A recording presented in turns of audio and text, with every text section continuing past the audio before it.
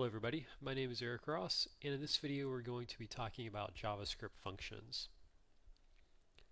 So I'm going to go over the assignment for the week, the function assignment for the week. And to get that started, what I did was I copy and pasted the assignment requirements. You don't have to do this, you can get it right off the classroom, but I like to just do it in Word, so I have just a very small version of it. So as you can see, these are the requirements for the assignment on functions. So I'm just going to start at the very beginning and kind of walk through how I would do this assignment. The code that I use here is obviously not the only way to do this, so just keep that in mind.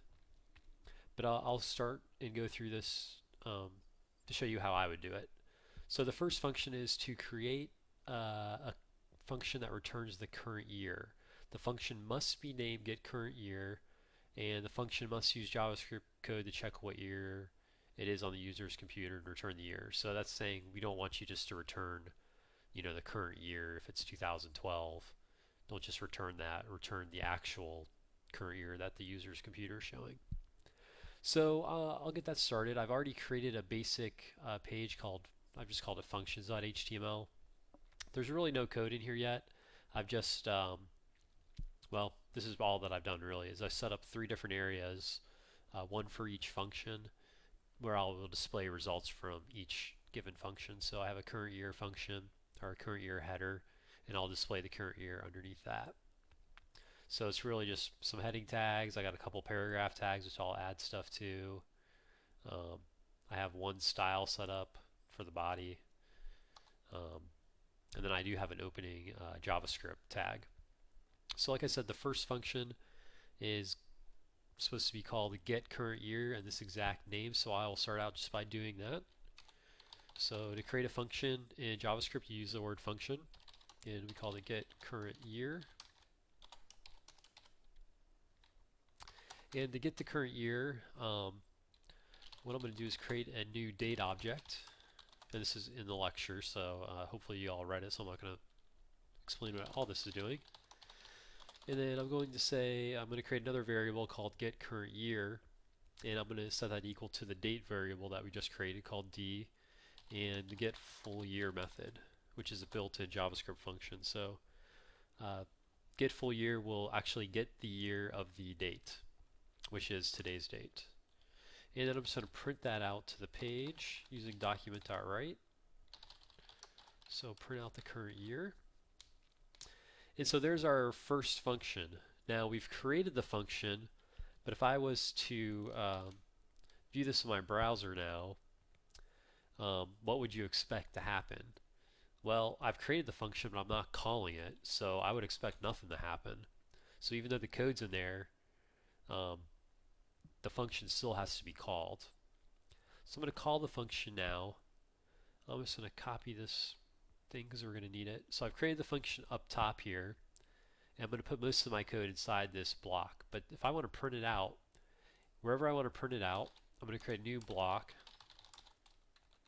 and then I'm just going to call that function by calling it by name. So get current year,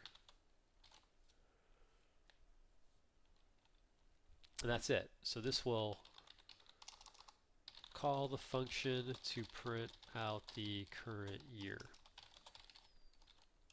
So now if I preview this on my page, it's going to print out the current year. So the first function is pretty simple, not a whole lot to do with it. You just want to make sure you understand that when you create the function, it's not actually running the code until you call it. So down here is when we call it. As soon as JavaScript sees this line of code, it's going to call the function to return. In this case, it's going to print out the year. Okay, so the first one we're finished with. The second one is a little bit more complicated, but not too bad. The second function will ask the user to enter his or her age. Use a prompt command to gather the user's age. Different messages should be displayed based on the user's age.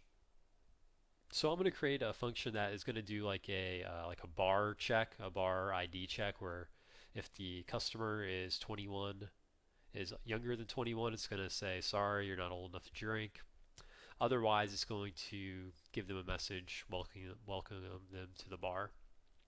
And then I'm also going to do an additional check to make sure that what the user enters is actually an age, like an actual number, not just some garbage text. So let's get started. So I'm going to create a new function in the same script tag. Just as an FYI, you want to try to keep your script tags. You don't want to create a whole bunch of separate ones. I know I'm doing that here when I want to print out something, but that's just because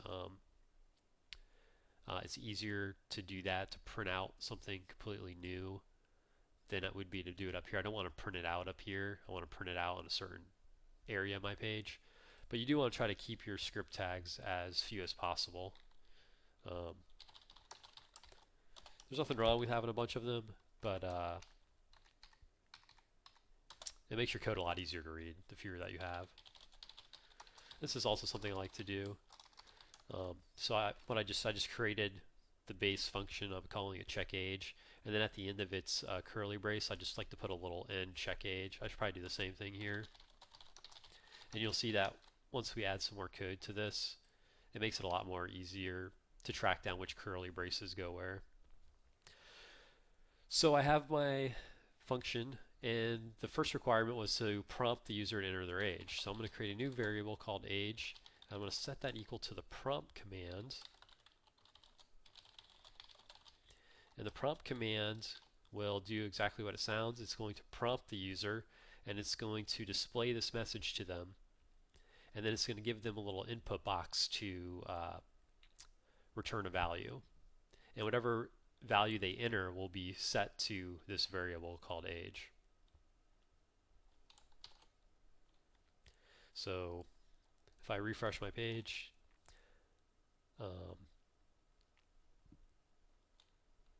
again, nothing's going to happen because I haven't called the function. So I need to set up the script tag to actually call it. I'm going to call it down here, and it's going to just be called check age. And I'll update my comment. Call the check age function to return message.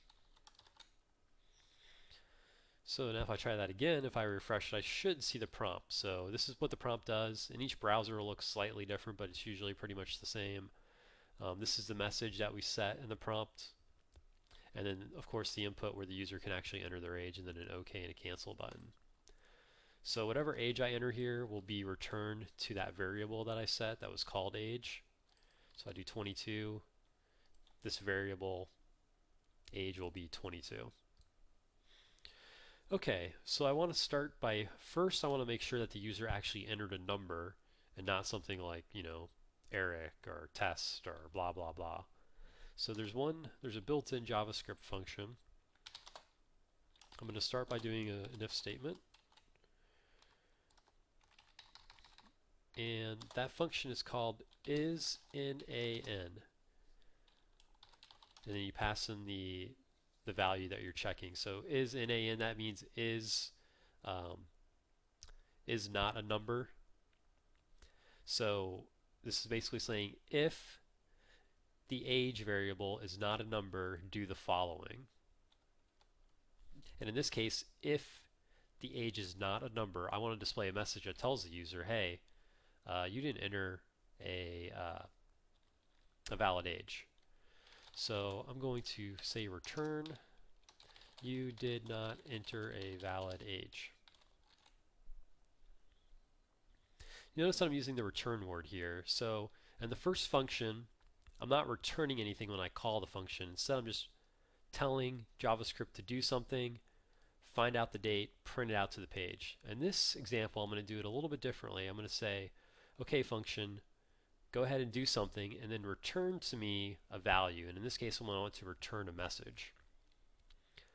So now when I call the function, the checkAge function, down here, it's going to return the message. But in order to display that message to the user, I now need to write it out to the page. I need to do something with that message. So instead of just saying checkAge, I'm going to say document.write checkAge. So now whatever is returned by the checkAge function, I can do whatever I want with it. But in this case, I just want to print it out to the page. I want to write it out to the page. So I'm going to check to make sure this works. So like I said, is not a number age. So if the user does not enter a valid number, it should display this message, you did not enter a valid age. So I'm going to refresh this, and I'm going to try that out. So I'm just going to enter some blank text. You did not enter a valid age. So we'll try it again, and let's actually enter a number, and try to think about what you will expect to get. So we wrote an if statement that will return a message if the age is not a number. We haven't written any other code to return a message if they actually entered a valid number. So on here, I would expect it not to return anything. And it does return something. It returns undefined, which basically means the function has not returned anything in this case. Which is a good thing, because now we know, hey, there's something up with our function. It's not returning a message in all cases. So now we need to write some additional code to do some additional checks. So we've taken care of the case where the user doesn't enter a valid age. Now we need to take care of the case where they enter an age. So I'm just going to add an else to this, because if the age is not a number, if the opposite of that is true, then they did enter a number. So else if, and now I want to do my first check of the age, and we said if the age is less than 21, we want to display a message that says, and you can change this to be whatever you want, but I will call it, sorry, you are not old enough to have a drink. And then I also want to have a message that says, okay, if the user is over 21, display something else. So in this case, I'm just going to say else, because no matter what other number they enter, if it's not less than 21, I know they're older than 21. So I don't care how much older than 21 they are, but if they're older than 21, I want to just say, welcome, pull up a seat and have one on the house. So let's go over that once more. We're getting the age of the user. We're checking to make sure that the age they entered is a valid number. If it is a valid number, we're first doing a check that says, is the age less than 21? If the age is less than 21, we're saying, sorry, you're not old enough to drink. If the age is greater than 21, if it's anything 21 and over, it's going to display this message. So I'm going to upload that, and I'm just going to test it here. So I'm going to do my same check. Okay, they just entered some blob text. You did not enter a valid age. Okay, I'm going to refresh the page. If the user is under 21, so I'll just do 10. Sorry, you're not old enough to have a drink. And if they enter an age of 21 or over, we should see a welcome, pull up a seat and have one on the house message. So just do a couple of random checks just to make sure everything's working. And in this case it is, so I think I'm all set on my age check function. The third function is a little more difficult. This one says create a third function that will calculate the square footage of a room. The function will have 3 parameters, and the 3 parameters should be named room name, width, and length. The function should print out a message to the screen that includes the name of the room along with the total square footage. And of course you can calculate the square footage by multiplying the length and the width. Okay, so I'm just going to get started, and I'm going to get started by figuring out what I want to call the function. And in this case, I'm just going to call it display room details. I'm going to add my end function.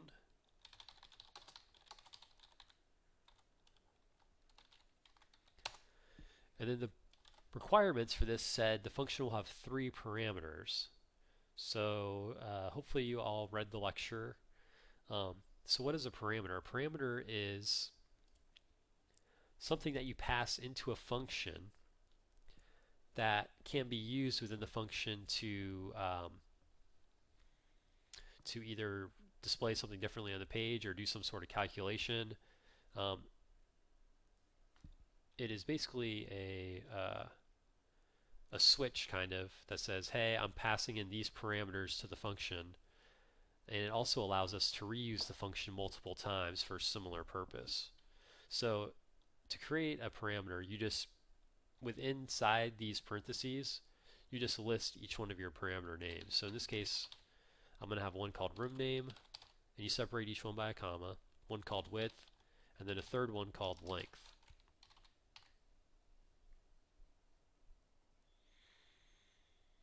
So now this function will accept 3 parameters, and based on those parameters, I can have different things happen. So I want to just show you how that works here, but we'll write some additional code here in a second. So I know this parameter accepts these three values, so I'm just going to print back the name of the room to the page. But I'm also going to put room name passed. So I'm going to display the text room name passed, and then I'm going to add the room name parameter to it. And let's just call this real quickly. So I want to, I'm already printing it out, I'm already doing a document.write, so all I need to do is actually call the function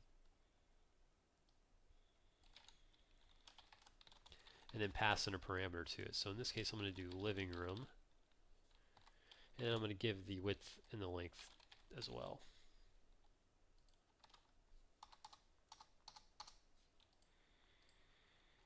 Okay, so I'm going to upload this. So now I'm calling that function. I'm passing in the parameters that I want to give to it. So in this case I'm saying the first parameter, which is called room name, right? Room name. When I call the function this one time, it's going to pass this living room value to this parameter called room name. And then inside the function is going to print out the text room name pass, and it's going to add the room name variable to it. So in this case, it should print out room name passed, colon, and then the name of the room called the living room. So let's see if that's what happens. So I'll refresh it. I'm going to enter my age to get that through there. And then here we go, room name passed, living room. Okay, that's nice. But, you know, what's kind of the benefit to that? Well, the benefit to this is that I can call this function multiple times now and just pass in different parameters, and the function will automatically spit out those parameters that I'm passing. So I'm going to say I want to do the same thing for the kitchen. Maybe the kitchen is a little smaller. It's 12 by, let's say, 8. Now I'm calling the function twice. The first time it's going to pass these 3 parameters, living room, 15, and 10 to it. The second time it's going to pass these parameters, kitchen, 12, and 8. So now that I'm calling the function 2 times, I should see 2 messages printed out. One that says room name passed living room, and then another one that says room name passed kitchen. And I want to do one more thing here. I want to add a paragraph tag because I don't want them both to be on the same line. Okay, so I just added a paragraph tag for each one, so each of these messages will print on a separate line. It'll be easier to read. So now if I test this again, I'll have 2 messages. One from when the first time the function was called, and then another for the second time. So this is really the power of functions, is that I can use the same exact code and have it run multiple times, but I only have to code it once. I don't have to code this twice. And I think you'll see the benefit of this once we actually do the multiplication part, once we actually calculate the square footage. So let's go ahead and do that now. So to calculate the square footage, I'm going to create a new variable. I'm going to call it room area, and it's really simple. It's just the width times the length, and that is the square footage of the room. And I'm going to create another variable called message because I'm going to create a message that I'm going to be printing out to the page, kind of like this. And I'm going to actually delete this now. So I'm going to go ahead and start to set up the message we want to print out. And I'm just going to put, for every time this function is called, I'm going to say the square, I'm going to return the following statement, the square footage of the room. So the square footage of the, I'm going to have a space here, and then it's going to add the name of the room. And I'm going to add another, I'm going to say is, and then this room area. So I'm just going to put a comment so I know what I'm expecting to have here. The square footage of the living room is, so that's the message that's going to be printed out. Something similar to that. And then I'm going to actually just print that out right here. I'm going to add those paragraph tags again. I'm going to call that message. And then, oops, my closing paragraph needs to be a closing paragraph tag, just like that.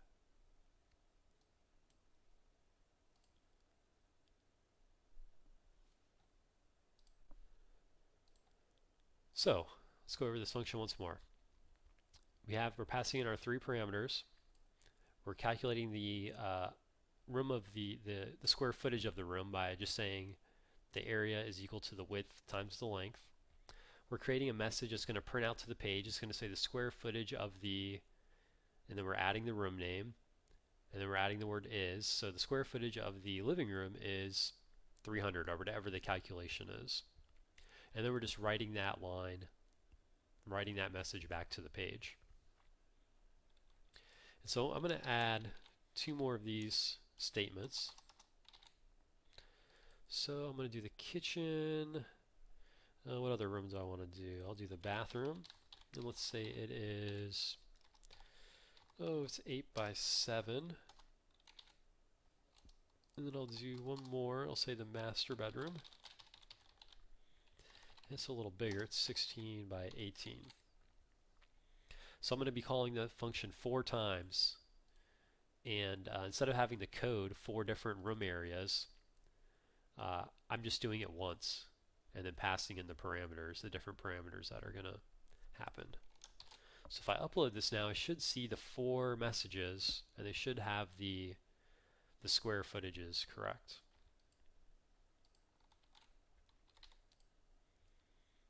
So there we are. So the messages, square footage of the living room is 150, and then obviously the other 3 messages are in here as well.